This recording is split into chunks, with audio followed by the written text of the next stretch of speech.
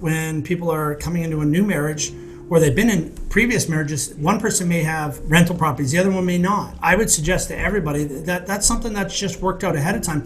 Because remember, it's a lot easier to work out when you're getting along.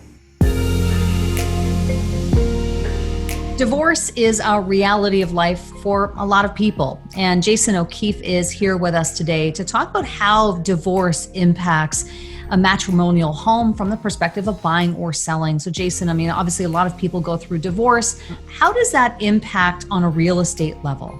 Yeah, so there's different ways it impacts. So let's talk about how you should buy a home to start. First-time home buyers, they always go into the idea that they're always going to be married together forever.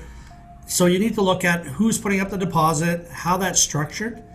I hate to say it, but you should actually treat it as a business venture. And most first-time homebuyers will just open their eyes and be shocked because they know they're never getting divorced, but it's a reality in our world. So you want to take a look at that stuff. Now, when it comes to, say, a blended family, somebody that's coming from already been divorced and they're maybe either A, moving in with somebody, or they're getting actually married and moving into a house, what they should actually do is have a legal agreement. So there's different ways to do it. You can do tenants in common, but I would structure it out the same way. You know, one person might be bringing more into the marriage than the other. It should actually be structured out properly at a lawyer's level of who owns what, who's putting in what, because God forbid you get divorced again. Most businesses I've been in, we always have what we call a divorce clause, just in case the business dissolves, partners don't agree, or what happens. Marriages should be treated the same when it comes to matrimonial homes. Yeah, and I suppose you're right. I mean, especially for first-time home buyers, you know, they don't think that they're going to get divorced. Why would you? So they don't maybe go through that process of thinking of it like a business transaction. There's nothing really romantic about that, is there? Absolutely not, because again, we all know, I mean, people go through divorces and you don't go into a marriage thinking that way. But what it does is it can actually save you a lot of hassles or costs when it comes to a split. This way, if you set it all up properly in the beginning, it actually can take the emotion out of it. And also, let's say now you have your matrimonial home, now maybe you have some other investment properties. Now you're not just talking about one property, now you may be two or three.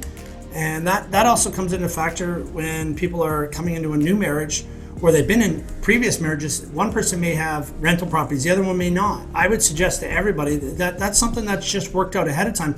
Because remember, it's a lot easier to work out when you're getting along. That's the time to make those decisions because you can just come to it from a legal standpoint. And to your point, you're taking the emotion out of it if it ever got to that point. But the reality is that a lot of people do go through divorce in our society. Is there an example that you can give us of something that went horribly wrong without naming names, but maybe a story that you can think of in your own practice where things didn't really go as planned? One example was somebody had a house, then they had two other properties. Knowing that the issue was they sold everything at the same time. Everything got sold at the same time. That way it's very easy because this is what we owed, this is what we have left over. How do you split that up, right? So that was one option. Realistically, it would have been probably better that they sold the matrimonial home and then they probably split the rental properties, so both parties then would have a rental property going forward or a place to live. Under that circumstance, it wasn't available, so they sold everything. And when the market turns around and you see it all go up, you look at it and that person lost a few $100,000 with what's happened over the market. Whereas if it probably was dealt properly, everybody comes out with a win in a bad situation. And these are things that you want to at least take away the emotional side. I think it's a lot easier for people coming in on second and third marriages when they do it. A lot of new first-time home buyers, one parent's giving them more money to start than the other. Parent A is giving them $20,000 as a down payment, or parent B can't give it to them. So that should be worked out ahead of time. Well, you know what, if we split, that person gets their initial investment. So these are all things you can sit down with a lawyer when you're buying. It's the same as making out a will. It happens. It just makes it a lot easier. When you get married and move in together, you've now got that's part of the will. And you should have a will too to make sure that's taken care of, because in a second or third marriage, there may be kids behind there. One person happens to pass away, then they're left stuck with, there's the matrimonial, who owns it, what do the kids get? And that just creates, again, a massive amount of emotional issues that I really believe that before people buy a house, they should have what they call a divorce clause or a death clause. And it creates, I think, a lot of undue stress in an already stressful situation. So you've really presented some great tips and ideas today on how we can take the emotion out of it. These are not situations that we want to think will happen, but they do happen.